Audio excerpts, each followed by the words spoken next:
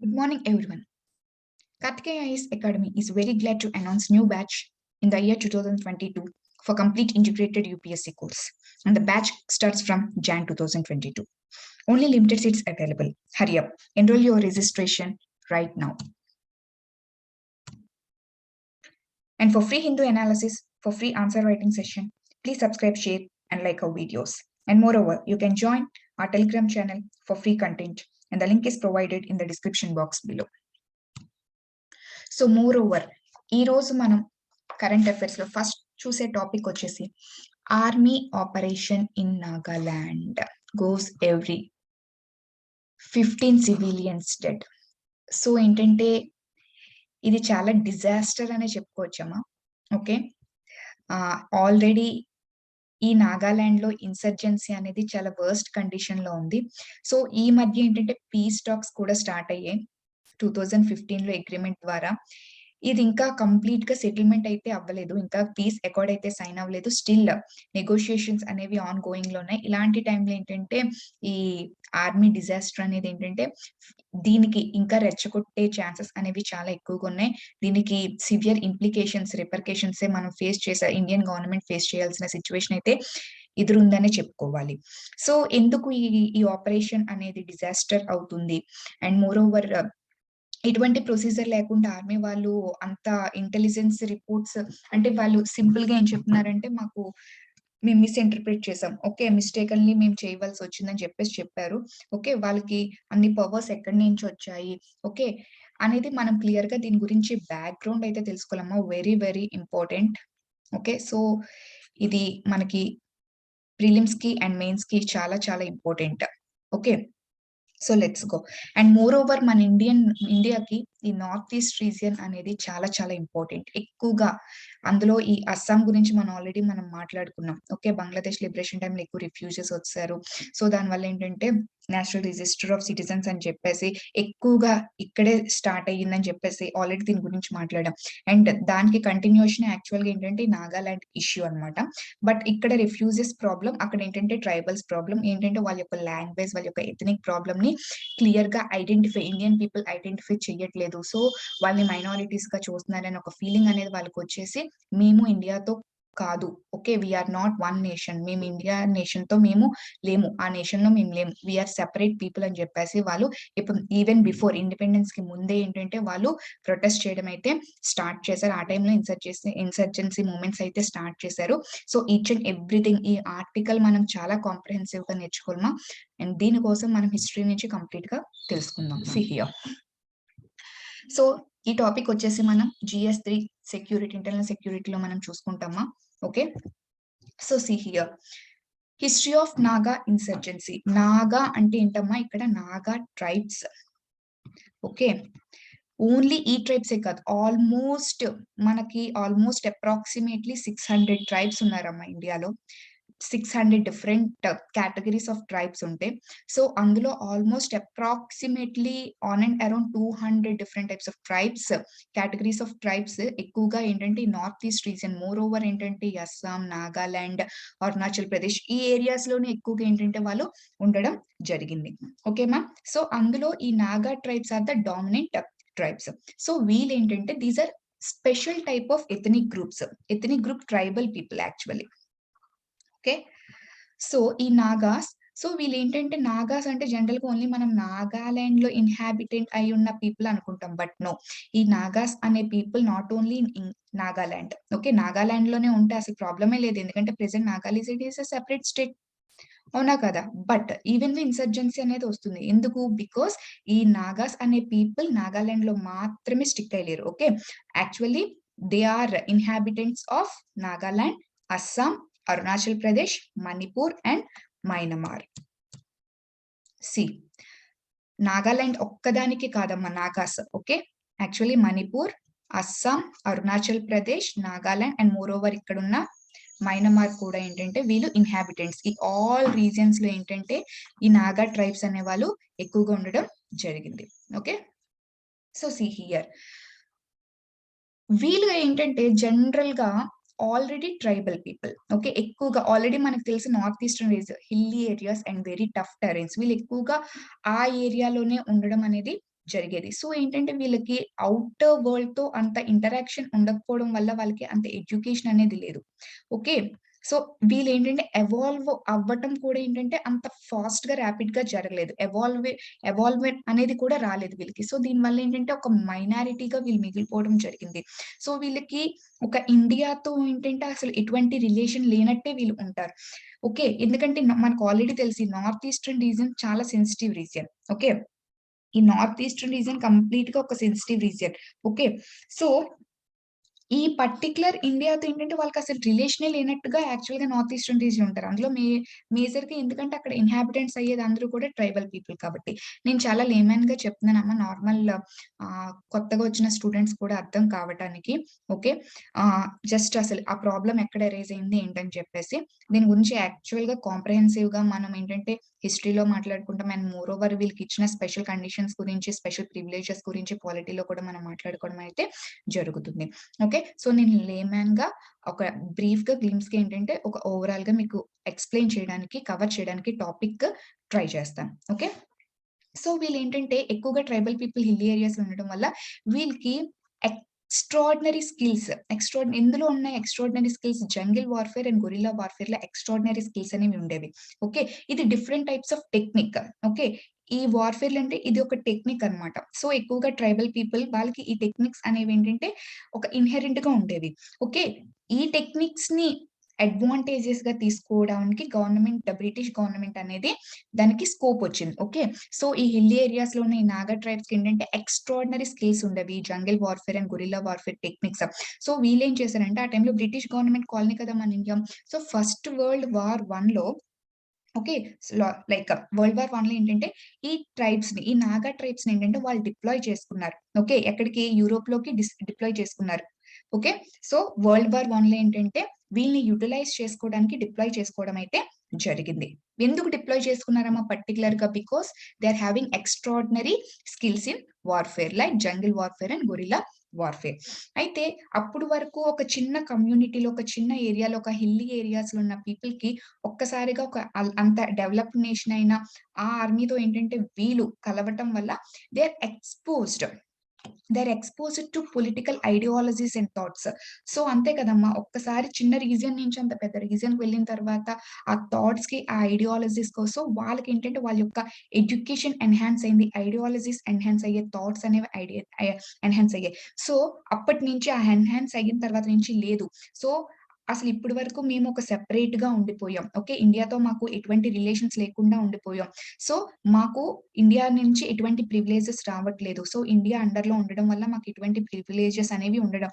So, అప్పటికి మనకి ఇంకా ఇండిపెండెన్స్ రాలేదు. ఓకే. ఒక కాలనీ బ్రిటిష్ కాలనీగా ఉండేది. సో, తెలుసు కదా! ప్రిన్స్‌లీ స్టేట్స్ అవి ఉండేవి కంప్లీట్‌గా. ఇండియా అనేది ఒక నేషన్‌గా ఉండేది కాదు. అంటే కానీ నేషన్‌గా ఉండలేనప్పటికీ మిగతా స్టేట్స్‌లో ఒక నేషనలిస్టిక్ నేషనలిజం అనే కాన్సెప్ట్ అనేది ఉండేది వాళ్ళ దాంట్లో. ఓకే.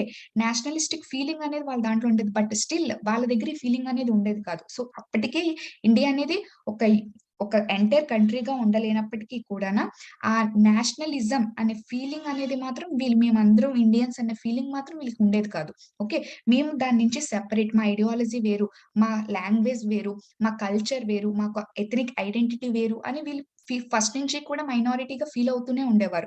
అండ్ వాళ్ళ యొక్క ఇంట్రెస్ట్‌ని కూడా ఆ టైంలో అంత ఎక్కువగా పట్టించుకోకపోవడం కూడా ఒక కారణమనే చెప్పుకోవచ్చు. ఓకే. మోర్ ఓవర్ వాళ్ళు హిల్లీ ఏరియాస్‌లో పట్టించుకోలేదంటే వీళ్ళే కొంచెం దూరంగా ఉండేవారు. ఓకే.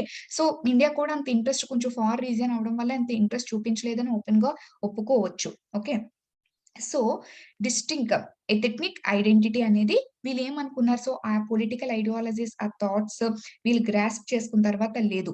మా యొక్క కల్చర్‌ని మేము కాపాడుకోవాలి. మా యొక్క లాంగ్వేజ్‌ని మేము కాపాడుకోవాలి. మా యొక్క ఎథనిక్ ఐడెంటిటీని మేము కాపాడుకోవాలి. మాకు సర్టెన్ ప్రివిలేజెస్ కావాలి. సో, మేము బ్రిటిష్ కాలనీలోనే మొత్తం ఇదంతా ఉంది కాబట్టి మేము ఇండియా అండర్‌లో ఉండము. ఎందుకంటే వాళ్ళకి మాకు ఎటువంటి రిలేషన్ అనేది లేదు. వాళ్ళెప్పుడు మమ్మల్ని సెపరేట్ గానే చూసారు. ఒక బ్రదర్‌హుడ్ ఫీలింగ్‌తో లేము.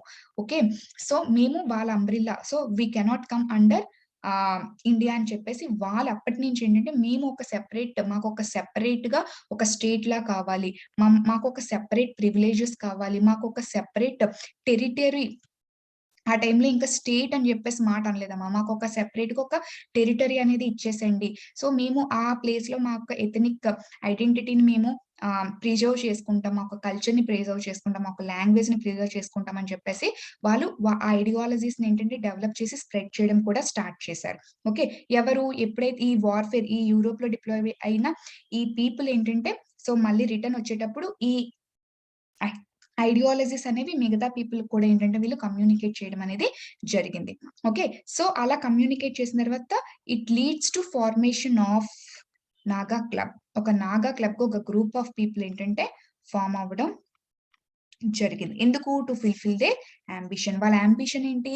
వాళ్ళ యొక్క ఎథనిక్ ఐడెంటిటీని ప్రిజర్వ్ చేసుకోవాలి.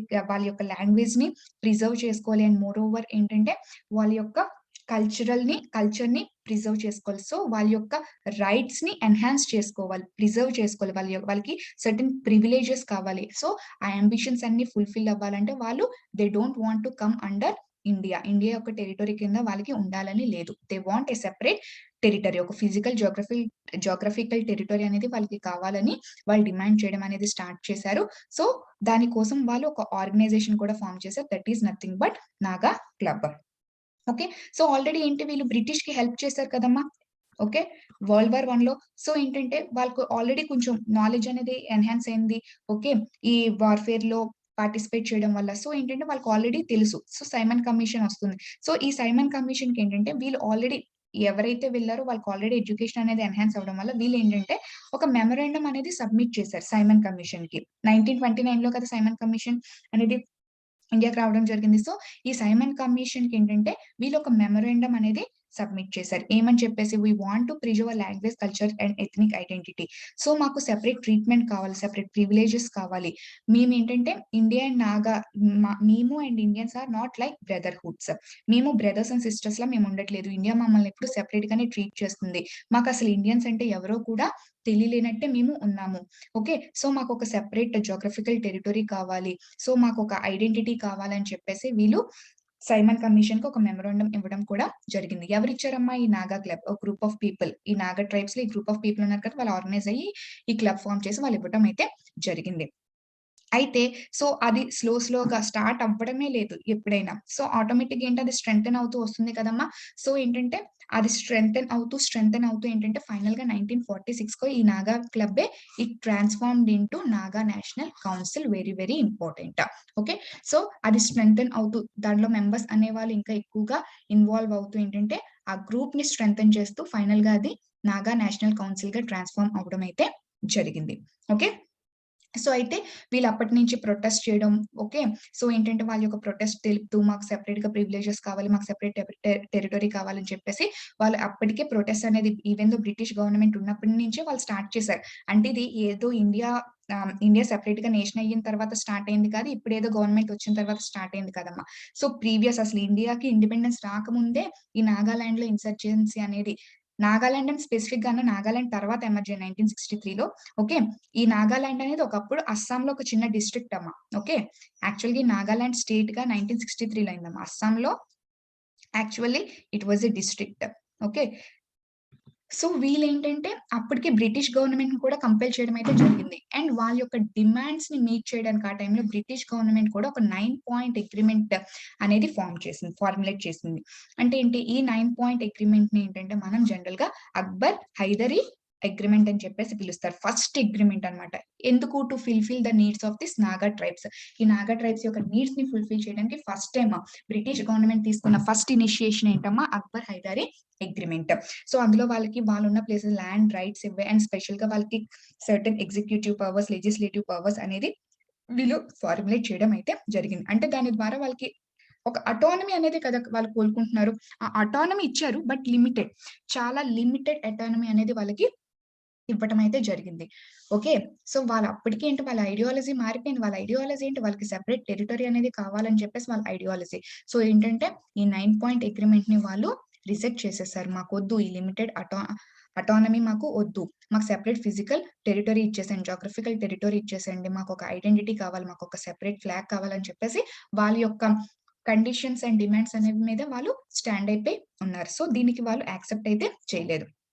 See why? Because they want independent, separate state. ఏంటా స్టేట్? వాళ్ళు ఆల్రెడీ ఇప్పుడు వాళ్ళ స్టేట్ ఏంటమ్మా సెపరేట్‌గా స్టేట్ కావాలంట. స్టేట్‌కి వాళ్ళు పెట్టిన పేరేంటి? Greater Nagaland or Nagaland. అంటే ఆల్ నాగా ట్రైబ్స్ అందరూ అందులో ఇన్వాల్వ్ అయిపోతారు. వాళ్ళకి ఈ నాగా ట్రైబ్స్ మొత్తానికి అంటే ఇప్పుడు వాళ్ళ డిమాండ్‌ని తీర్చాలంటే ఇప్పుడు మనం ఈ నాగాలాండ్‌లో ఉన్న టెరిటరీ, అస్సాంలో ఉన్న టెరిటరీ, అరుణాచల్ ప్రదేశ్‌లో ఉన్న టెరిటరీ, మణిపూర్‌లో ఉన్న టెరిటరీ, ఈవెన్ అదర్ కంట్రీ అయిన మైనమార్‌లో ఉన్న టెరిటరీ మొత్తం క్లబ్ చేసి వాళ్ళకి సెపరేట్‌గా జియోగ్రాఫికల్ టెరిటరీ తీయడం అవుతది. ఇప్పుడున్న సొసైటీకి లైక్ ఇప్పుడు ఈ టైంలో అలా ఇవ్వడం జరుగుతుందమ్మా? No way. అసలివ్వడం. మన స్టేట్‌లో ఉన్నదే మనకి ఎవరు ఇవ్వరు. అలాంటిది ఇప్పుడు మైనమార్ అదర్ కంట్రీ ఎవరు ఒప్పుకుంటారమ్మా? ఇది ఏజ్ ఓల్డ్ డిమాండ్స్ అంటున్నారు అందుకే.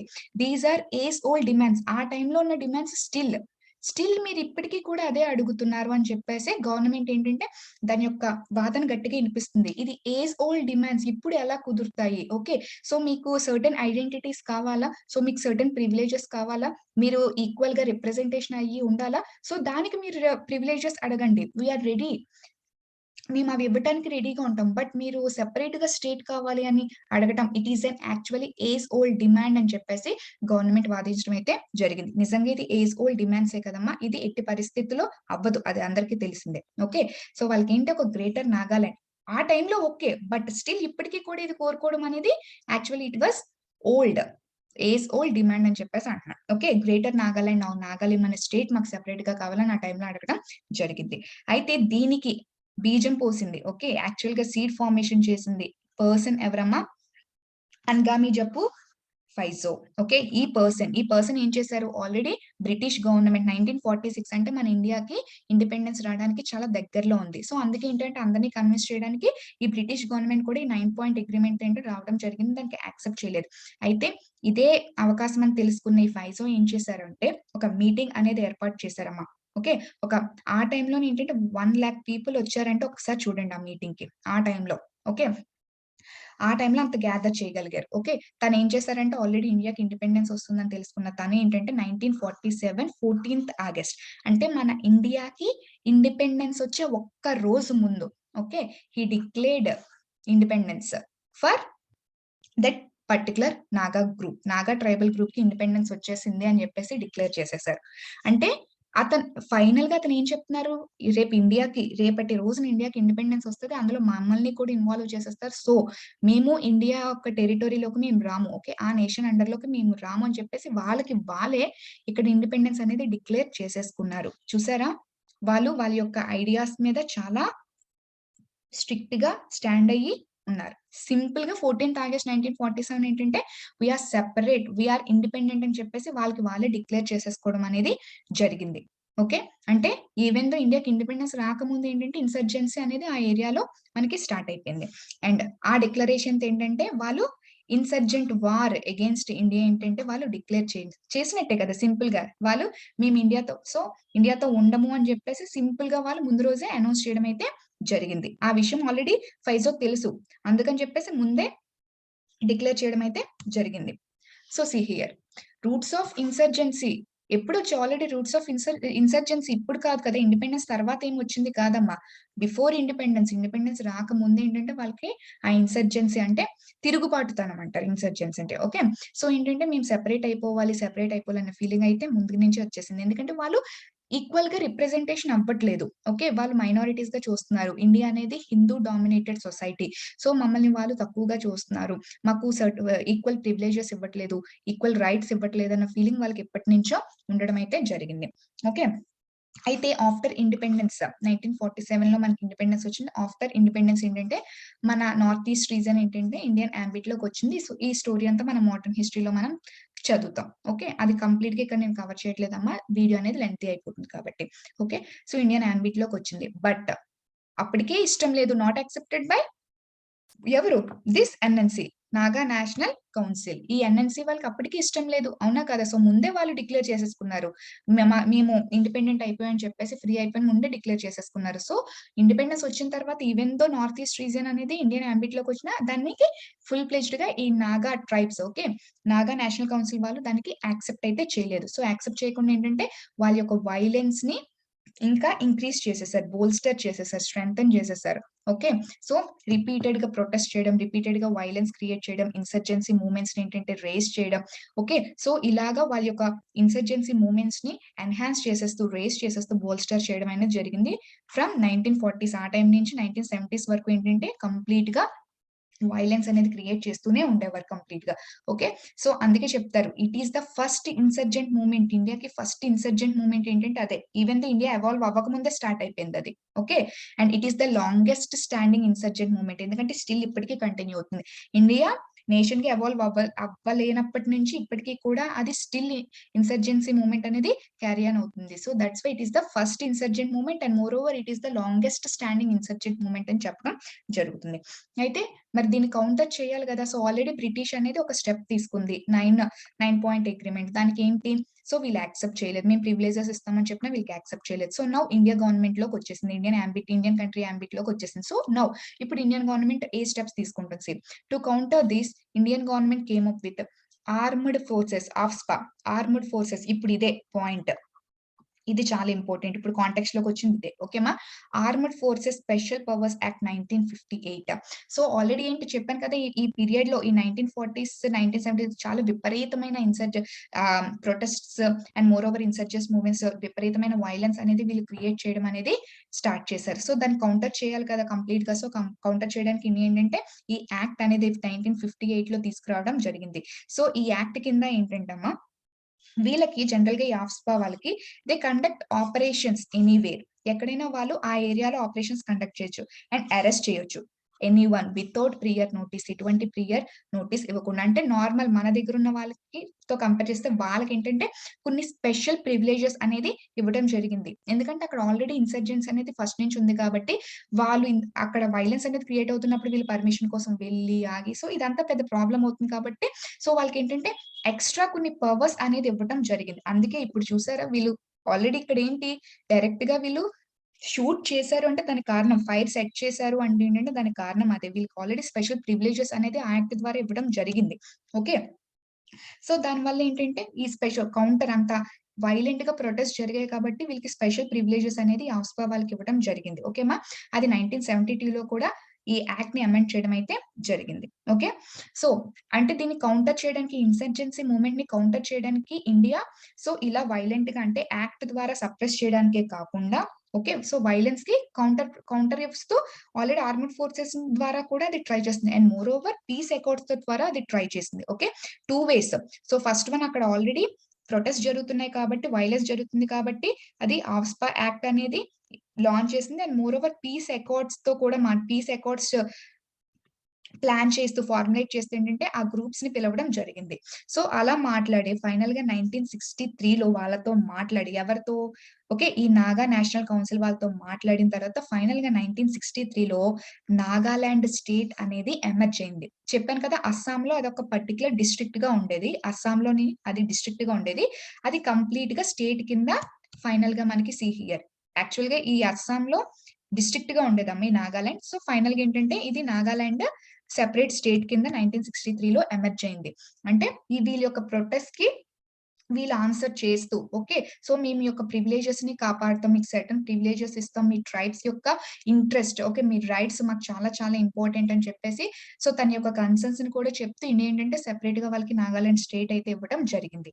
ఓకే, సో ఇక్కడ వరకు మీకు అర్థమైంది అనుకుంటానమ్మా. ఒక్కసారి so British government 9 point agreement తీసుకొచ్చింది. ఓకే, బట్ దానికి యాక్సెప్ట్ చేయలేదు.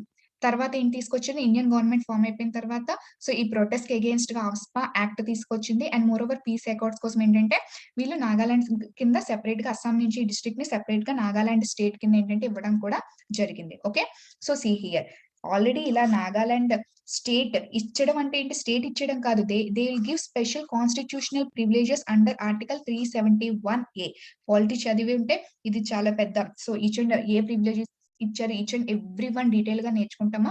బట్ నేను ఏంటంటే ఇక్కడ డిస్కషన్ ఇక్కడతో అంటే సెటన్ ప్రివిలేజెస్ ఇచ్చారని మాత్రమే స్టాప్ చేస్తున్నాను, బికాస్ టాపిక్ డైవర్ట్ అయిపోతుంది కాబట్టి. ఓకే, సో పాలిటీ ఆల్రెడీ చదివిన వాళ్ళైతే ఆల్రెడీ దీని గురించి ఒకసారి జస్ట్ ఇప్పుడు రివైజ్ చేసుకుందామా. ఓకే, టాపిక్ అనేది ఇంటర్లింక్ అవుతుంది కాబట్టి రివైజ్ కూడా అవుతుంది. Okay, and Nagaland special constitutional privileges అనేది అండర్ ఆర్టికల్ 371A అంటే నాగాలాండ్ స్టేట్ ఇచ్చారు, స్పెషల్ ప్రివిలేజెస్ కూడా వీళ్ళకి ఇవ్వడం జరిగింది. But still they are not sufficient. వాళ్ళకి ఈ నాగా నేషనల్ కౌన్సిల్ వాళ్ళకి ఏంటంటే ఈ నాగా ట్రైబ్స్ కి ఏంటంటే అది సఫిషియంట్ గా లేదు. ఎందుకంటే వాళ్ళ యొక్క ఎజెండా ఒకటే, వాళ్ళకి సెపరేట్ స్టేట్ ఇచ్చేసేయాలి. ఓకే, సెపరేట్ గా వాళ్ళు వెళ్ళిపోతారంట, సెసాసినేట్ అయిపోతారంట. Okay, so and continued insurgency ని వాళ్ళు కంటిన్యూ చేయడం అయితే జరిగింది. అండ్ మోర్ ఓవర్ వాళ్ళు కంటిన్యూ చేస్తూ ఆల్రెడీ చెప్పాను. ఓకే, ఫస్ట్ నాగా క్లబ్ గా ఉండేవారు.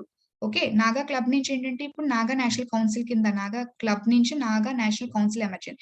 ఇప్పుడు ఏం చేశారంటే వాళ్ళ యొక్క బేస్ చెప్పాను కదా, వాళ్ళు ఆల్రెడీ నాట్ ఓన్లీ మన స్టేట్స్ లోనే కాదు, వాళ్ళకి మైనమార్ ఇక్కడ కదా మైనమార్. సో ఈ మైనమార్ లో కూడా ఏంటంటే ఆ ట్రైబ్స్ ఉండడం జరిగింది. సో దాని వల్ల ఏంటంటే మైనమార్ లో కూడా ఉన్నారు కాబట్టి ఆ ట్రైబ్స్ వాళ్ళ యొక్క బేస్. సో ఇండియన్ టెరిటరీలో అయితే ఈజీగా ఈ ఆఫ్స్పా నుంచి మనం తప్పించుకోలేము. ఓకే, కౌంటర్ చేస్తుంది ఇండియా అని. వాళ్ళ యొక్క బేస్ ఏంటి, మైనమార్ లో కూడా వాళ్ళు ఆల్రెడీ ఉన్నారు కాబట్టి వీళ్ళందరూ ఒకటే, వీళ్ళందరూ కలిపే కదా, నాట్ ఓన్లీ ఇండియా, మైనమార్ లో ఉన్న ఆ నాగా గ్రూప్స్ కూడా కలిపే కదమ్మా మొత్తం ఈ ప్రొటెస్ట్ అనేది చేస్తారు. వీళ్ళు ఏం చేశారంటే మైనమార్ లో వాళ్ళు వాళ్ళ యొక్క బేస్ అనేది పెట్టుకోవడం జరిగింది, ఇండియాలో పెట్టుకుంటాం. ఓకే, ఇండియాలో పెట్టకుండా వాళ్ళ యొక్క బేస్ ఎక్కడమ్మా, సో మైనమార్ లో పెట్టి వాళ్ళు అక్కడి నుంచి ఏంటంటే ఆర్గనైజేషన్స్ ఫామ్ చేయడం, సో ప్రొటెస్ట్ ఇంక్రీజ్ చేస్తూ ప్లాన్స్ అనేది వాళ్ళు వేసుకోవడం. ఓకే, వాళ్ళ యొక్క యాక్షన్ ప్లాన్స్ అనేది ఈ అన్ని కూడా క్యారీ ఆన్ అనేది మైనమార్ నుంచి ఇండియాకి క్యారీ ఆన్ చేసేవారు. సో బేస్ అనేది వాళ్ళు మైనమార్ లో యాక్చువల్ గా ఎస్టాబ్లిష్ చేసుకోవడం అనేది జరిగింది. ఎందుకు, ఆల్రెడీ ఇండియా అనేది ఆఫ్స్పా లాంచ్ చేసింది కాబట్టి. ఓకే, ఇంటర్లింక్ చేసుకుంటూ ఉండాలమ్మా. Okay, see here and moreover వాళ్ళకి ఇండియాకి ఆల్రెడీ అప్పటికే Pakistan rivalry, China rivalry. So ఏం చేస్తారు వీళ్ళు, ఈ పాకిస్తాన్ అండ్ చైనా వీళ్ళు ఏం చేశారంటే, సో మనకి ఇండియాకి సో తెలుసు కదా, మనకి వాళ్ళు ఎనిమి కింద ఉన్నారంటే ఆటోమేటిక్ గా పాకిస్తాన్ చైనాకి వాళ్ళు ఏమైపోతారు, ఫ్రెండ్ అయిపోతారు. వీళ్ళు ఏం చేశారంటే ఈ నాగా రెబల్స్ కి సపోర్ట్ చేయడం స్టార్ట్ చేశారు అప్పటి నుంచి. ఓకేమా, సో ఈ పాకిస్తాన్ అండ్ చైనా వాళ్ళు ఏంటంటే వాళ్ళకి సపోర్ట్ చేయడం అనేది స్టార్ట్ చేశారు. ఓకే, సో ఫైనల్ గా ఏంటంటే 1971 లో మనకు ఆల్రెడీ తెలుసు బంగ్లాదేశ్ అనేది లిబరేట్ అయింది. అండ్ మోర్ ఓవర్ మనకి తెలుసు ఈ లిబరేట్ అయిన టైంలో అస్సాంకి ఏంటంటే కంప్లీట్ గా ఈ పోరస్ బోర్డర్స్ నుంచి ఏంటంటే రిఫ్యూజీస్ రావడం జరిగింది. సో దానివల్ల అస్సాం పీపుల్ మైనారిటీస్ గా వాళ్ళ యొక్క అస్సామీస్ లాంగ్వేజ్ ఇప్పుడు ప్రెసెంట్ మైనారిటీ అయిపోయింది. అందుకని చెప్పేసి నేషనల్ రిజిస్టర్ ఆఫ్ సిటిజన్స్ మాకు ఇది కావాలి అని చెప్పేసి ఇది పెద్ద ఇష్యూ చేస్తున్నారు అస్సాం పీపుల్. ఓకే, ఇది సెపరేట్ స్టోరీ, పక్కన పెట్టండి. సో ఎప్పుడైతే ఈ బంగ్లాదేశ్ అనేది లిబరేట్ అయిపోయిందో 1971 లో, Bangladesh nothing but East Pakistan కదమ్మా. ఓకే, ఇప్పుడు అప్పట్లో ఈస్ట్ పాకిస్తాన్, ఇప్పుడు బంగ్లాదేశ్. ఓకే, హిస్టరీ చదివితే ఆల్రెడీ ఐడియా అనేది ఉంటుంది ఈస్ట్ పాకిస్తాన్ ఎందుకు Bangladesh. Okay, if you are new students just hold on, మీకు కంటిన్యూ క్లాసెస్ లో ఏంటంటే తెలుసుకుంటారు.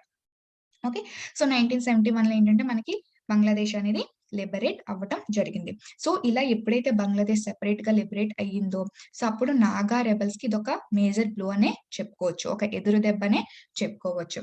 ఓకే, సో ఇండియా యొక్క స్టామినా అనేది, ఇండియన్ గవర్నమెంట్ యొక్క స్టామినా అనేది వాళ్ళకి అర్థమైంది. ఓకే, సో ఏంటంటే ఈ యొక్క సక్సెస్ తో బంగ్లాదేశ్ ని ఎప్పుడైతే సక్సెస్ఫుల్ గా లిబరేట్ చేయడానికి ఇండియా సపోర్ట్ చేసింది కదా, అది అందరికీ తెలిసిన ఓపెన్ సీక్రెట్. సో ఏంటంటే వాళ్ళు ఏంటంటే ఇండియా ఏంటంటే సో మేము ఏదైనా చెయ్యగలము అనేది ప్రూవ్ చేయడం వల్ల ఏంటంటే ఈ రెబల్స్, ఓకే, ఈ నాగా రెబల్స్ ఏం చేశారు అంటే పీస్ అకార్డ్స్ కి సైన్ చేయడానికి ఆల్రెడీ ఈ గవర్నమెంట్ ఇప్పుడు వరకు 2 ఇచ్చారు. ఓకే, స్టేట్ ఇచ్చారు అండ్ నెక్స్ట్ బ్రిటిష్ వాళ్ళు ఇచ్చారు, కానీ దాన్ని యాక్సెప్ట్ చేయలేదు. సో పీస్ కి రండి అని మాట్లాడడానికి పిలవడం జరిగింది అండ్ దానికి యాక్సెప్ట్ చేశారు. యాక్సెప్ట్ చేసి ఏంటంటే థర్డ్ వన్ అటెంప్ట్ ఏంటంటే షిల్లాంగ్ అకార్డ్ ఆఫ్ 1975. ఈ అకార్డ్ కి ఏంటంటే సైన్ చేయడానికి రమ్మని ఇండియా పిలవడం జరిగింది. బట్ స్టిల్ ఇది కూడా ఫెయిల్యూరే, అకార్డ్ లో సైన్ చేయడానికి వాళ్ళు రాలేదు. ఓకే, అయితే మీకు ఇక్కడ తెలియాల్సిందంటే నాగా రెబల్స్ అంటే అది ఓన్లీ వన్ గ్రూప్ కాదమ్మా. ఓకే, అందులో డిఫరెంట్ గ్రూప్స్ ఉన్నాయి. అంటే వాళ్ళ ఎజెండా ఒకటే బట్ ఐడియాలజీస్ వేరు. ఓకే, మీకు సింపుల్ గా చెప్పాలి అంటే ఇండియా గవర్నమెంట్ ఒక, బట్ ఏంటి బీజేపీ ఐడియాలజీ వేరు, కాంగ్రెస్ ఐడియాలజీ వేరు, ఒక్కొక్క వాళ్ళకి ఒక్కొక్క ఐడియాలజీస్ ఉంటాయి కదా. సో అలాగే ఏంటంటే వీళ్ళు ఏంటంటే వాళ్ళ యొక్క ఐడియాలజీస్ వేరనమాట. అయితే కొంతమంది ఏంటంటే పీస్ అకార్డ్ కి సైన్ చేయడానికి వచ్చారు, బట్ స్టిల్ అంత అంత ప్రామినెంట్ ఫిగర్ అనేది రాలేదు. మేజర్ ఎవరు కూడా సైన్ చేయడానికి రాలేదు. ఓకే, సో ఖచ్చితంగా ఇది ఫెయిల్యూర్ అయిపోయింది. ఆ తర్వాత ఓకే, ఎప్పుడైతే ఈ షిల్లాంగ్ అకార్డ్ ఆఫ్ 1975 కి ఏంటంటే ఇన్వైట్ చేయడం జరిగిందో, అది ఫెయిల్యూర్ అయిపోయిందో, అప్పుడు దీని యొక్క అవకాశంగా తీసుకున్న వాళ్ళు వీళ్ళు ఏం చేశారంటే ఎవరు, ఈ నాగా నేషనల్ కౌన్సిల్ అగైన్ కొత్త ఫార్మేషన్ అనేది చేశారు. దాన్ని మళ్ళీ ఫస్ట్ నాగా క్లబ్ నుంచి ఏంటంటే నాగా నేషనల్ కౌన్సిల్, ఇప్పుడు ఏంటంటే national socialist council of Nagaland అని ఒక కొత్త అంటే వీలే కొత్త ఆర్గనైజేషన్ కింద మళ్ళీ ట్రాన్స్ఫార్మ్ అవ్వడం అనేది జరిగింది. ఓకే, బేస్ చెప్పాను కదా, ఎక్కడ ఉంటుంది బేస్? మైనమార్. ఇండియాలో బేస్ ఎప్పుడు పెట్టరు, ఎందుకంటే ఆల్రెడీ మనకి ఆక్స్ఫై యాక్ట్ చాలా స్ట్రింజెంట్ గా ఉంటుంది కాబట్టి బేస్ అనేది మైనమార్ లో పెట్టి వాళ్ళ యాక్టివిటీస్ అనేది వాళ్ళు క్యారీ ఆన్ అనేది చేస్తున్నారు. ఓకేమా? So see here already point చెప్పాను. Okay, national socialist council of Nagaland. Okay, short గా మనం NSCN అని చెప్పేసి అంటాం. ఓకే, ఇవి డిఫరెంట్ గ్రూప్స్, ఒకటే కాదు. National club, Naga national council, ఆ తర్వాత national socialist council of Nagaland. So ఇలా ఎమర్జ్ అవ్వడం స్టార్ట్ చేస్తుంది. అయితే ఇదంతా ఒకటే గ్రూప్ కాదమ్మా. ఓకే, చెప్పాను కదా, డిఫరెంట్ ఐడియాలజీస్ ఉండడం వల్ల, ఐడియాలజీ డిఫరెన్సెస్ బిట్వీన్ లీడర్స్ ఉండడం వల్ల ఈ తర్వాత ఏంటంటే వీళ్ళు వాళ్ళ మధ్య డిఫరెన్సెస్ అనేది డిఫరెంట్ ఆఫ్ ఒపీనియన్స్ రావడం వల్ల వీళ్ళు సెపరేట్ అయిపోయారు. ఓకే, అందులో ఫస్ట్ మేజర్ గా సెపరేట్ అయిపోయిన గ్రూప్స్ ఏంటంటే NSCN-IM అంటే Isak Muivah factionist group. Okay, ఇంకొకటి ఏంటంటే NSCN Khaplang factionist group. Okay, major గా వీళ్ళు 2 డిఫరెంట్ సెక్షన్స్ కింద డివైడ్ అయిపోవడం జరిగింది. ఓకే, అయితే ఈ టైంలో వీళ్ళకి ఏంటి మధ్య డిఫరెన్సెస్ అనేది రాయింది. సో యునైట్ గా ఉంటే ఒక విధంగా ఉండేది. సో ఆటోమేటిక్ ఏంటంటే ఈ ఐడియాలజికల్ డిఫరెన్సెస్ అనేది వచ్చేయడం, డిఫరెంట్ గా గ్రూప్స్ అయిపోవడం, వీళ్ళు ఈ టైంలో ఏంటంటే వీక్ అయిపోవడం జరిగింది. ఈ టైంలో వీళ్ళు వీక్ అయిపోయిన టైంలో ఇండియా అనేది చాలా ఎఫెక్టివ్ గా పనిచేయడం ఇండియన్ గవర్నమెంట్ స్టార్ట్ చేసింది. ఓకే, దే బికేమ్ ఇన్ఎఫెక్టివ్, ఎందుకంటే గ్రూప్స్ అనేవి సాగ్రిగేట్ అయిపోతూ వచ్చేవి.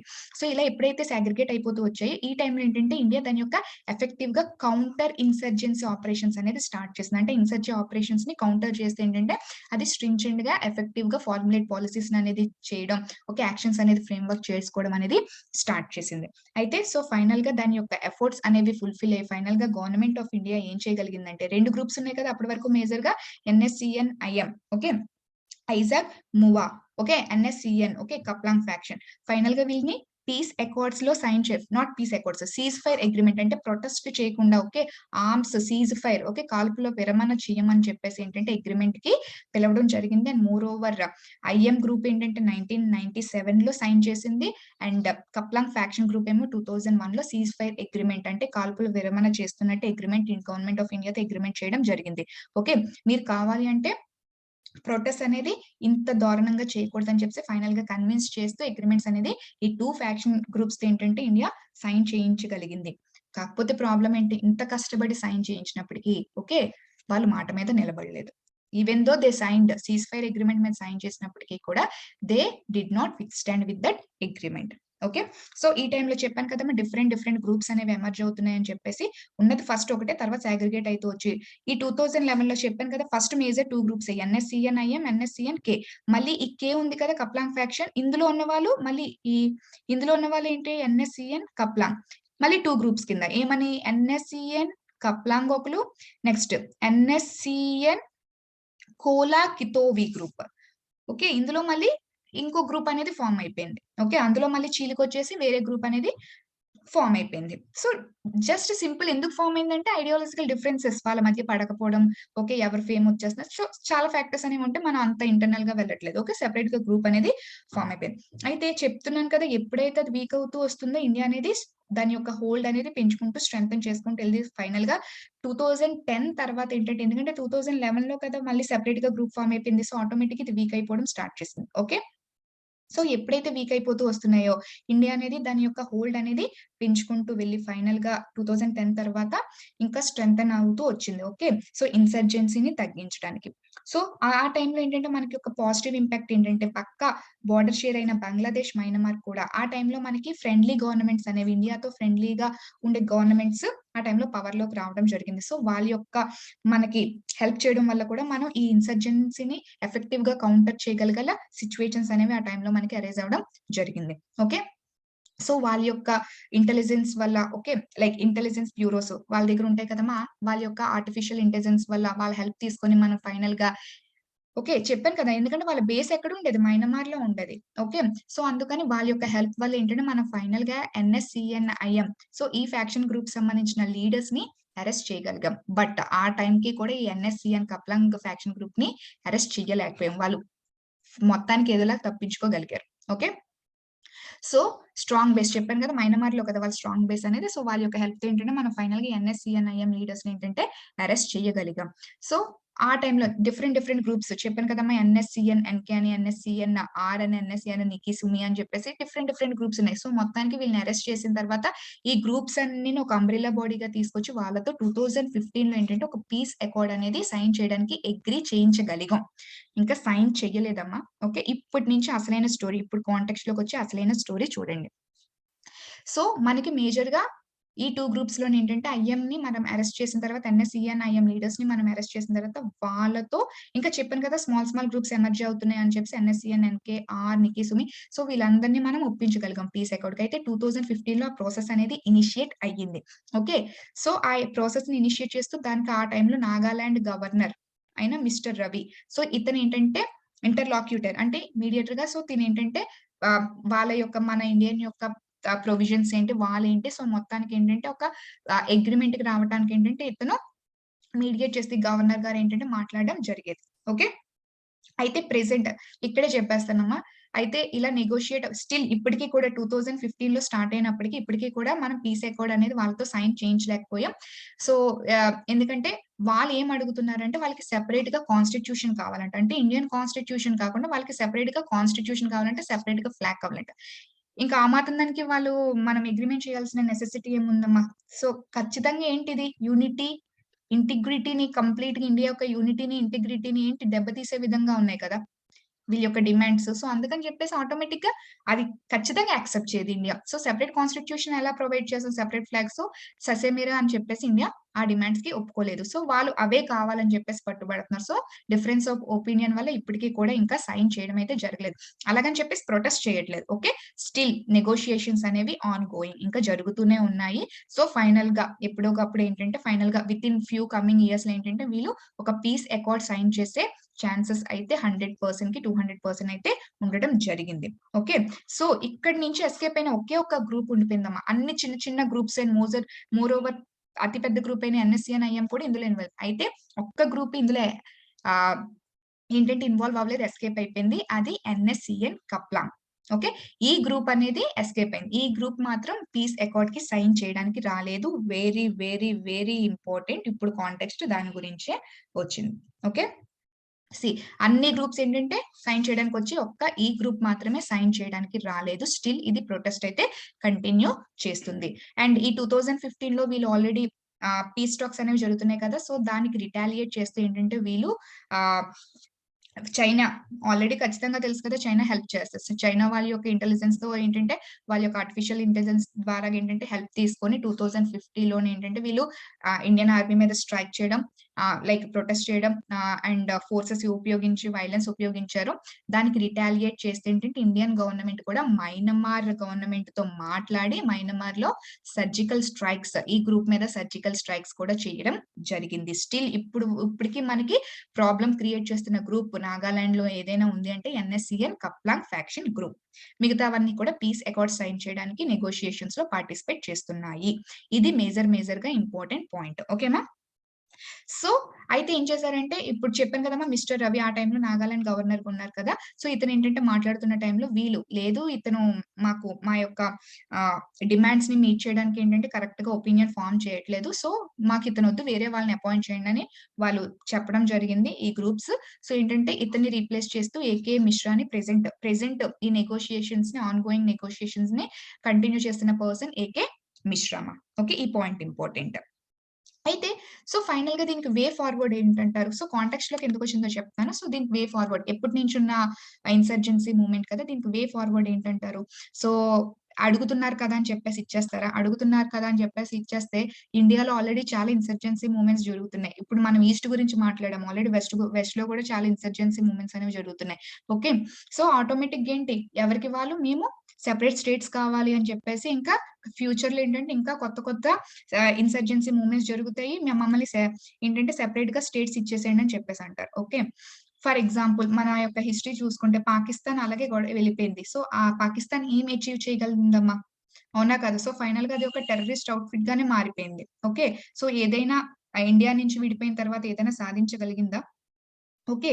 సో ఏంటంటే అదే విధంగా వాళ్ళ యొక్క డిమాండ్స్ ఏంటి అసలు పాకిస్తాన్ విడిపోవడానికి ఏంటి? వాళ్ళు మైనారిటీస్‌గా చూస్తున్నారు. వాళ్ళకంత ఎడ్యుకేషనల్ ఫెసిలిటీస్ జరగట్లేదు. ఎప్పుడు కూడా మైనారిటీస్‌గా ఉండిపోతున్నారు. వాళ్ళ యొక్క పీపుల్ యొక్క రైట్స్ అనేది వాళ్ళు కాపాడాలి, ప్రిజర్వ్ చేయాలనే ఉద్దేశంతో వాళ్ళున్నారు. బట్ ఏంటి ఇప్పుడు ప్రెజెంట్ దాన్ని అచీవ్ చేసుకోగలుగుతున్నారా? లేదు. అవునా కదా? సో నిజంగా వాళ్ళ యొక్క ఎజెండా అనేది ఆ కమ్యూనిటీ యొక్క, ఆ ఎథనిక్ గ్రూప్ యొక్క రైట్స్ ప్రిజర్వ్ చేయాలి. వాళ్ళ కల్చర్ ప్రిజర్వ్ చేయాలి. వాళ్ళ లాంగ్వేజ్ ప్రిజర్వ్ చేయాలంటే వాళ్ళు డిమాండ్ చేయాలి. దేనికి డిమాండ్ చేయాలి? వాటిని ప్రిజర్వ్ చేసుకోవటానికి కాన్స్టిట్యూషనల్ ప్రొటెక్షన్స్ డిమాండ్ చేయాలి. టెరిటోరియల్ కౌన్సిల్స్‌ని డిమాండ్ చేయాలి. సో, సర్టెన్ ప్రివిలేజెస్ ఇవ్వండి అని చెప్పేసి లాస్ట్ ఎనాక్ట్ చేయమని చెప్పి ప్రివైల్ చేయాలి. లేదు మేము వాళ్ళు ఎన్ని చేసినా మేము సెపరేట్ అయిపోతాం. సో, మాకు ఫ్లాగ్ ఇచ్చేసేయండి కాన్స్టిట్యూషన్స్ అంటే అది ప్రెజెంట్ ఉన్న కాంటెక్స్ట్‌లో సూటబుల్ అవ్వట్లేదు. ఏజ్ ఓల్డ్ డిమాండ్స్ అని చెప్పేసి అంటారు. సో, కంప్లీట్‌గా పక్కకు తీసి పడేస్తారు.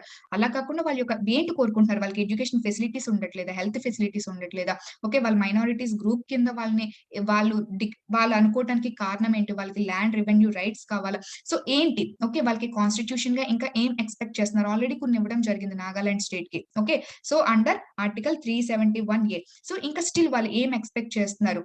ఓకే. ఎక్స్‌పెక్ట్ చేసినన్ని ఇవ్వలేదు కదమ్మా! ఓకే. అందరిని ఈక్వల్‌గా ట్రీట్ చేయాలి. సో, వాళ్ళింకా ఏది లేదని చెప్పేసి వాళ్ళు ఇప్పుడు ఈ గ్రూప్ అంతా దేనికోసం వాళ్ళ యొక్క ఈ గ్రూప్స్‌లో లీడర్స్ వాళ్ళ యొక్క పొలిటికల్ విల్ కోసం సెపరేట్‌గా ఫార్మ్ అయితే ఇప్పుడు తాలిబాన్ సిట్యుయేషన్ ఏం జరిగిందమ్మా? అవునా కదా! సో, దానికోసం ట్రై చేస్తున్నారా? నిజంగా వాళ్ళ యొక్క పీపుల్ యొక్క ఇంట్రెస్ట్‌ని కాపాడుకోవడానికి ట్రై చేస్తున్నారా? అదే ఆలోచించాలి. నిజంగా వాళ్ళ యొక్క పీపుల్ ఇంట్రెస్ట్‌నే కాపాడుకోవడానికి ట్రై చేస్తే, వాళ్ళకి ఏ రైట్స్ అయితే కావాలనుకుంటున్నారో, ఆ రైట్స్ ఇవ్వటానికి డిమాండ్స్ చేయాలి. అది ఇంపార్టెంట్ అక్కడ. ఓకే. దాని గురించి పక్కన పెట్టేసి కాన్స్టిట్యూషన్, ఫ్లాగ్స్ ఇలాంటివన్నీ ఏంటంటే ఫ్యూచర్‌లో అంత స్కోప్ అయితే ఇవ్వదు. సో, మోర్ ఓవర్ ఏంటంటే అంత పీస్ టాక్స్ అంత ఎఫెక్టివ్‌గా జరగవని కూడా మనం చెప్పుకోవచ్చు. సో, వాళ్ళ ఎజెండా ఏంటి present so, they have to recognise realities of today. Present reality ఏంటనేది చూసుకోవాలి. ఓకే. ఇప్పుడు అన్ని దాంట్లో ఉన్న టెరిటరీ మొత్తం తీసేసి వాళ్ళకి ఇచ్చేయలేరు. అవునా? కాదా? So, they have to give up the aspiration of 1940 యొక్క యాస్పిరేషన్స్ పక్కన పెట్టేసాలి. ఓకే. టెరిటోరియల్ కౌన్సిల్స్ ఏర్పాటు చేయమని, కాన్స్టిట్యూషనల్ ప్రొటెక్షన్స్ ఇమ్మని, వాళ్ళ యొక్క ఎజెండాస్ డిమాండ్స్ అనేది ముందు పెట్టడం వల్ల ఇండియన్ గవర్నమెంట్ అంటే వాటి ఫార్ములేట్ చేయడానికి స్కోప్ అనేది ఎక్కువగా ఉంటుంది. ఓకే. సి ప్రెజెంట్ కాంటెక్స్ట్ లోకి ఎందుకు వచ్చిందో చూద్దాం. ఓకే. ఇక్కడ 2 ఇంపార్టెంట్ పాయింట్స్ ఎన్ఎస్‌సిఎన్-కే. ఓకే. అంటే కప్లాన్ ఫ్యాక్షన్ గ్రూప్. ఇప్పుడు ఇదే కదా మీ పీస్ అకార్డ్ లోకి రాలేనిది. ఓకే. మిగతావన్నీ కూడా ఆల్రెడీ ప్రాసెస్ అనేది కంటిన్యూ అవుతుంది. వాళ్ళైతే ప్రెజెంట్ ఎటువంటి ప్రొటెస్ట్ చేయరు. ఇప్పుడు వీళ్ళకి ఏంటంటే ఇక్కడ ఈ పాయింట్ ఇంపార్టెంట్. ఈ ఎన్ఎస్‌సిఎన్ కప్లాన్ ఫ్యాక్షన్ అండ్ ఇంకొకటి ఏంటి ఆఫ్స్పా వాళ్ళకి సర్టెన్ ప్రివిలేజెస్ అనేది త్రూ దిస్ యాక్ట్ ఇవ్వటం జరిగింది. ఓకే. ఈ 2 పాయింట్ అనేది గుర్తుపెట్టుకోండి. Now come to the context. So, చెప్పాను కదా! మీ ఎన్ఎస్‌సిఎన్ కప్లాంగ్ ఫ్యాక్షన్ గ్రూప్ ఏంటంటే వీళ్ళకి ఈ ఆఫ్స్పా వాళ్ళకి ఒక సర్టెన్ ఇన్ఫర్మేషన్ అనేది వచ్చిందమ్మా. ఓకే. ఇంటెలిజెన్స్ బ్యూరో నుంచి వాళ్ళకి ఒక సర్టెన్ ఇన్ఫర్మేషన్ వచ్చింది. ఏమని? వీళ్ళ బేస్ ఎక్కడమ్మా? మైనమార్‌లో కదా బేస్ వీళ్ళది. సో, వీళ్ళేంటంటే ఇల్లీగల్‌గా మొబిలైజ్ అవుతున్నారు. ఓకే. ఇల్లీగల్‌గా మొబిలైజ్ అనేది అవుతున్నారు. ఏదో ఆపరేషన్స్, ఏదో యాక్షన్ ఫ్రేమ్‌వర్క్ చేస్తూ ఒక ఇల్లీగల్ యాక్టివిటీస్ క్యారీ ఆన్ చేయడానికి మొబిలైజ్ అవుతున్నారనే ఇన్ఫర్మేషన్ త్రూ ఆర్టిఫిషియల్ ఇంటెలిజెన్స్ ద్వారా ఆఫ్స్పా వాళ్ళకి ఏంటంటే ఇన్ఫర్మేషన్ రావటం జరిగింది. సో, ఏమనొచ్చింది వాళ్ళ యొక్క specific colour, specific type of వెహికల్‌లో వస్తున్నారు. ఎక్కడి నుంచి ఎక్కడికి వస్తున్నారు. సో, ఏంటంటే వాళ్ళు తిరు ఏరియా అండ్ ఓటింగ్ ఏరియా ఈ 2 ఏరియాస్ మధ్యలో ఏంటంటే ట్రావెలింగ్ అనేది చేస్తున్నారని చెప్పేసి ఒక ఇన్ఫర్మేషన్ రావటం జరిగింది. అయితే వీళ్ళు దానికి అనుగుణంగా ఈ ఆఫ్స్పా వాళ్ళు ఏం చేశారంటే వీళ్ళని ఆ స్పెషల్ టైప్ ఆఫ్ వెహికల్ ఏంటని చెప్పేసి వీళ్ళు గస్తీ కాయడం జరిగింది. అండ్ మోర్ ఓవర్ వాళ్ళకి చెకింగ్ కోసం ఆగమని చెప్తే వీళ్ళ ఆర్డర్స్‌ని వాళ్ళు ఇక్కడ క్లియర్‌గా మెన్షన్ చేశారు. ఓకే. ఇక్కడ నేను రాసాను. ఓకే. ఇక్కడ లేనట్టుందమ్మా. సో, నెక్స్ట్ దాంట్లో ఎక్కడో రాసారు. ఓకే. చాలా ఎడిటోరియల్స్ కవర్ అయ్యాయి. ఓకే. వాళ్ళేం చేశారు అంటే ఈవెన్ దో ఆపమని చెప్పినా సరే వాళ్ళు ఆపలేదు. ఓకే. సో, అందుకని చెప్పేసి ఇంకా మేము ఫైర్ అనేది సెట్ చేయవలసి వచ్చిందని చెప్పేసి వీళ్ళు చెప్పడం జరిగింది. అయితే తీరా చూస్తే ఏంటంటే అందులో వాళ్ళు లేరు. ఓకే. ఎన్ఎస్‌సిఎన్ కప్లాంగ్ ఫ్యాక్షనిస్ట్ గ్రూప్ అనే లేరు. వాళ్ళ యొక్క అందులో కోల్ మైనస్ ఉండడం జరిగింది. సో, ఏంటంటే ఇది మిస్‌ఫైర్ అయింది. ఓకే. సో, ఇంటెలిజెన్స్ ఫెయిల్యూర్ అనేది జరగడం జరిగింది. సో, ఇప్పుడు చూడండి కాంటెక్స్ట్. సో, ఆల్రెడీ దీన్ని రిపీల్ చెయ్యాలని చాలా చాలా కాంట్రోవర్సీస్ ఎవరు చేస్తున్నారు? Nagaland tribal people. సో, ఇలాంటి టైంలో ఇక్కడ మిస్‌ఫైర్ జరిగింది. ఓకే. ఆర్టిఫిషియల్ ఇంటెలిజెన్స్ ఫెయిల్యూర్ జరిగింది. నార్మల్ సివిలియన్స్ ని చంపేశారు ఇప్పుడు ప్రొటెస్ట్ ఎలా ఉంటదో చూడండి. ఆల్రెడీ విపరీతమైన ప్రొటెస్ట్. సో అలాంటి టైంలో ఇటువంటి సిట్యుయేషన్ జరిగినప్పుడు ఇంకా ప్రొటెస్ట్ ఏ రేంజ్ లో ఉంటాయి. సో దాని కాన్సిక్వెన్స్ గా సాటర్డే జరిగితే అందుకే విపరీతమైన ప్రొటెస్ట్ అనేది నాగాలాండ్ లో ఎమర్జ్ అవుతున్నాయి. అండ్ మోర్ ఓవర్ ఇప్పుడు ప్రెసెంట్ 144 సెక్షన్ కూడా ఇంపోజ్ చేయడం అయితే జరిగింది మా. Okay, so see here 6 members okay చనిపోవడం జరిగింది. 6 మెంబర్స్ ని ఆ వ్యాన్ లో ఉన్న 6 మెంబర్స్ ని ఏంటంటే ఫైర్ చేయడం జరిగింది. ఎవరు ఈ ఆఫ్స్పా వాళ్ళు. సో వాళ్ళు రిటాలియేట్ చేస్తూ వాళ్ళు కూడా ఏంటంటే ఇమీడియట్ గా వాళ్ళు కూడా అక్కడ ఆ సౌండ్ విన్న మిగిలిన సివిలియన్స్ కూడా ఏంటంటే వీళ్ళ మీద అటాక్ చేయడం. సో కంప్లీట్ గా ఆ కంప్లీట్ వైలెన్స్ లో 15 సివిలియన్స్ అండ్ 1 సోల్జర్ అనేది చనిపోవడం అనేది క్లియర్ గా రిపోర్ట్స్ అయితే చెప్పడం జరిగిందమ్మా. ఓకే, సో ఇది కంప్లీట్ గా ఎక్కడ జరిగిందంటే Mon district of Nagaland. So Nagaland లో ఉన్న ఇష్యూ ఇదిగో see this is complete Nagaland. Mon district of Nagaland లో ఏంటంటే ఇష్యూ జరగడం జరిగింది. ఓకే, సో ఆల్రెడీ ఏంటంటే చాలా క్యాంపెయిన్స్ జరుగుతున్నాయమ్మా. ఈ ఆఫ్స్పా వాళ్ళని ఏంటంటే ఈ ఆర్గనైజేషన్ ని మీరు ఓకే సో ఈ ఆఫ్స్పా ని ఖచ్చితంగా రిపీల్ చేయాలి. ముందు నుంచి కూడా రిపీల్ చేయమని ఆల్రెడీ చాలా ప్రొటెస్ట్ అనేది జరిగేవి. బట్ ఇప్పుడు ఒక బీజం పోసినట్టు ఉంటుంది. సో గవర్నమెంట్ దీనికి ఎలా రియాక్ట్ అవుతుంది? రియాక్ట్ అయితే మాత్రం ఇప్పుడు they have to answer. Okay, so మళ్ళీ ఈ టైంలో ఆల్రెడీ పీస్ అకార్డ్స్ కూడా సైన్ చేయడానికి వచ్చారు. ఎవరు వచ్చారు? ఈ గ్రూప్ తప్ప రిమైనింగ్ వాళ్ళు. వీళ్ళు కూడా ఏంటి ఇప్పుడు దీన్ని రైజ్ చేసే పీస్ అకార్డ్ సైన్ చేయకుండా మళ్ళీ వెనక్కి వెళ్ళిపోయే అవకాశం కూడా చాలా ఎక్కువగా ఉంటుంది. ఇదే అవకాశం కింద ఓకే వాళ్ళు ఇంకా వేరే కొత్త డిమాండ్స్ పెట్టవచ్చు. ఓకే, సో మేజర్ గా నెగటివ్ ఇంప్లికేషన్స్ అనేవి చాలా వచ్చే ఛాన్స్ అయితే ఉన్నాయి. బట్ తప్పు ఎవరిది అంటే ఓకే వాళ్ళకి ఏంటంటే ఎవరిదని చెప్పలేం. బట్ ఇక్కడ ఇంటెలిజెన్స్ ఫెయిల్యూర్ అనేది జరిగింది. Okay, so they have to answer. The government have to answer. So ఎలా ఆన్సర్ చేస్తారని లెట్స్ వెయిట్ అండ్ సీ. అందుకే చెప్పాను కదా డిజాస్టర్ అని చెప్పేసి. ఓకే, సో ప్రెసెంట్ అయితే అక్కడ సెక్షన్ 144 అయితే ఇంపోజ్ చేయడం జరిగిందమ్మా under code of criminal procedure.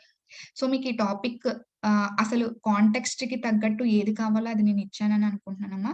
So still ఇంకా మనం క్లాసెస్ లో కార్తికేయ ఐఎస్ అకాడమీలో ఇంకా స్టిల్ డీటెయిల్ గా మనం నేర్చుకుందాం. Okay, next move on to the next article. Indonesia volcano eruption kills 14. ఇది మనం ఏంటంటే జాగ్రఫీలో నేర్చుకుంటామమ్మా.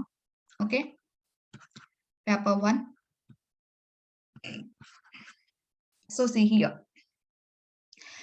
ఇండోనేషియాలో ఉన్న మౌంట్ సీమేరు. సో ఇది యాక్టివ్ వాల్కెనో అమ్మా. ఇది ఏంటంటే ప్రెసెంట్ ఎరప్ట్ అవడం జరిగింది. ఓకే, ఎరప్ట్ అవడం వల్ల కాజ్ అయిన డిజాస్టర్ గురించి ఏంటంటే ఆర్టికల్ రావడం జరిగింది. ఖచ్చితంగా ఇలాగా రీసెంట్ గా ఏమైనా వాల్కెనిక్ ఎరప్షన్స్ అయితే ఖచ్చితంగా ప్రిలిమ్స్ లో వస్తాయమ్మా. ఓకే, సో ఇండోనేషియాలో ఉన్న ఓకే యాక్టివ్ వాల్కెనో అయిన దిస్ మౌంట్ సీమేరు అనేది ప్రెసెంట్ ఎరప్ట్ అవ్వడం జరిగింది. అండ్ దాని వల్ల సో 14 పీపుల్ అనేవాళ్ళు చనిపోయారంట. ఆల్మోస్ట్ ఇది 11 విలేజెస్ ని ఎఫెక్ట్ చేసిందంటమ్మా. ఓకే, సో సీ హియర్ ఇక్కడ ఇంపార్టెంట్ పాయింట్స్ ఏంటో చూద్దాం. ఓకే, ఇక్కడ జాగ్రఫీకి చిన్న కాన్సెప్ట్ రిలేటెడ్ ఉంది, అది మీకు మాట్లాడదామని తీసుకున్నాను. సీ హియర్ అయితే ప్రెసిడెంట్ జోకో విడాడో. సో ఇతను ఏంటంటే ర్యాపిడ్ ఎమర్జెన్సీ రెస్పాన్స్ ఏంటంటే ఇనిషియేట్ చేయండి. సో క్విక్ గా ఏంటంటే వాళ్ళని ఆ ప్లేసెస్ ని ఎవాక్యువేట్ చేయించండి, వాళ్ళకి టెంపరీ షెల్టర్స్ ఇవ్వండి అని చెప్పేసి. వాళ్ళు ఆల్రెడీ షెల్టర్స్ ఎక్కడెక్కడ తీసుకుంటున్నారు? సో మాస్క్ లోని, స్కూల్స్ లోని, హాల్స్ లోని 11 విలేజెస్ ని ఎవాక్యువేట్ చేయడం అంటే సామాన్య విషయం కాదు కదమ్మా. ఓకే, సో ఇమీడియట్ గా యాక్షన్ ప్లాన్ అనేది తీసుకోవడం చెయ్యండి అని చెప్పేసి అంటున్నారు. బట్ యాక్షన్ ప్లాన్ అంత ఫాస్ట్ గా తీసుకోలేము అని చెప్పేసి చెప్తున్నారు. ఎందుకు తీసుకోలేరు? See here the countries geological agency said rain is expected in the next 3 days. ఎందుకు అంత స్పెసిఫిక్ గా రెయిన్ వస్తుందని చెప్తున్నారు? ఇది నేను టాపిక్ నిన్న సాటర్డే చెప్పాను కదా, సో రిలవెంట్ గా ఉంటుందని ఈ టాపిక్ తీసుకోవడం జరిగిందమ్మా. ఓకే, సో వాల్కెనో ఎరప్ట్ అయితే ఏంటమ్మా? చాలా dust particles, okay smoke, ash, okay విపరీతమైన కెమికల్స్. సో ఇవన్నీ ఎందులోకి రిలీజ్ అయిపోతాయి? అట్మాస్ఫియర్ లోకి రిలీజ్ అయిపోతాయి. Okay, those are nothing but aerosols ఏనా? నేను మొన్న సాటర్డే టాపిక్ చెప్పినప్పుడు చెప్పాను. ఓకే, సో ఏరోజోల్స్ అనేవి కంప్లీట్ గా అట్మాస్ఫియర్ లో దీని యొక్క క్వాంటిటీ పెరిగిపోతుంది. లాట్ నెంబర్ ఆఫ్ ఏరోజోల్స్ అనేవి అట్మాస్ఫియర్ లోకి రిలీజ్ అయిపోతుంది. ఏరోజోల్ అనేది ఎక్కువగా రిలీజ్ అయిపోతే దాని వల్ల ఎఫెక్ట్ ఏంటమ్మా? ఏరోజోల్స్ ఎక్కువగా ఉంటే అక్కడ ఉన్న complete moisture is nothing but water vapour, atmosphere లోని వాటర్ వేపర్. సో కంప్లీట్ గా ఏంటింది? ఇది ఏరోజోల్ అయితే కంప్లీట్ గా ఆ సరౌండింగ్ లో ఉన్న కంప్లీట్ వాటర్ మాలిక్యూల్స్ దీనికి అట్రాక్ట్ అయిపోతాయి. అట్రాక్ట్ అయిపోవడం వల్ల సో కంప్లీట్ గా ఏంటి ఫామ్ అవుతుంది? ఏరోజోల్స్, క్లౌడ్ ఫార్మేషన్ జరుగుతాయి కదా, ప్లెంటీ ఆఫ్ క్లౌడ్ ఫార్మేషన్ జరుగుతుంది. So plenty of cloud formation జరిగితే డ్యూ టు హెవీ డెన్సిటీ ఏంటంటే కాన్సిక్వెంట్ గా రెయిన్స్ అనేవి వస్తాయి. సో అందుకే చెప్పారు చూసారా, rain is expected in the next 3 days. Rain వస్తుంది. ఎందుకు వస్తది? ఏరోజోల్స్ అనేవి కంప్లీట్‌గా అట్మాస్ఫియర్ లోకి రిలీజ్ అయిపోతాయి. Aerosols are nothing but dust, smoke, ash, atmosphere ఏదున్నా అది కంప్లీట్‌గా atmosphere those are nothing but aerosols. Okay. So వాటికి ఆల్రెడీ అట్రాక్టివ్ ప్రాపర్టీ ఉంటుంది. కంప్లీట్‌గా వాటర్ మాలిక్యూల్స్‌ని అట్రాక్ట్ చేస్తుంది. సో దానివల్ల క్లౌడ్ ఫార్మేషన్ విపరీతంగా జరిగి సబ్సిక్వెంట్ రేట్స్ అనేవి ఖచ్చితంగా జరుగుతాయి. సో కంప్లీట్‌గా ఇప్పుడు ఈ వాల్కానిక్ ఎరప్షన్ వచ్చినప్పుడు ఎప్పుడు కూడా సబ్సిక్వెంట్‌గా రెయిన్స్ వస్తాయమ్మా. Very very important point. మీకు ప్రిలిమ్స్‌లో ఆప్షన్స్‌లో ఇలాగ కన్‌ఫ్యూజ్ చేస్తూ ఇస్తారు. ఈ పాయింట్ చాలా చాలా important. Okay.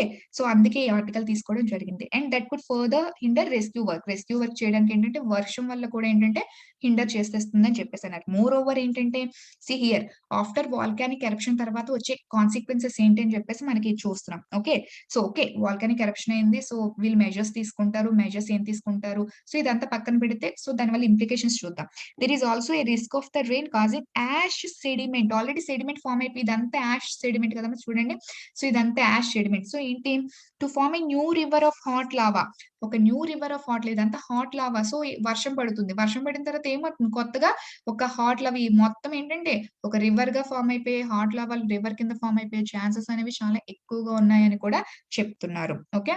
So first thing ఏంటంటే వాల్కన్ అయిపోయిన తర్వాత రెయిన్స్ వస్తే సబ్సిక్వెంట్ ఖచ్చితంగా and moreover okay hot lava river అనేది ఫార్మ్ అయ్యే ఛాన్సెస్ కూడా చాలా ఎక్కువగా ఉంటాయి. Very very important. And village ఇండోనేషియాలో జరిగింది.